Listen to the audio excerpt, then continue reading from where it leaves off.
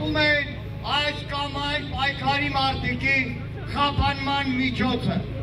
բայց դա փոխանք չէ, դա լուծում չէ, ով է պատասխան տալու այն ամիսների համար, որ նրանք անցկացրել են անազատության մեջ, ով է պատասխան տալու այն հարյուրավորների, հետապնդումների,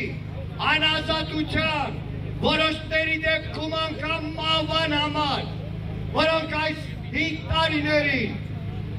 մեր ժողովրդի իրավունքների ազատության համար պայքարում բանտարկվեցին, տանջամայ եղան, բռնության ենթարկվեցին եւ հետո մի ներողությունով հայտնվեցին ազատության մեջ, ով է պատասխան տալու այն տասնյակների, հարյուրների համար,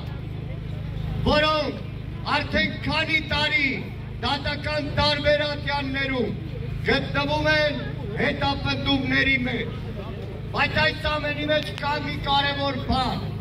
մի դրական բան, այս տարիների պայքարում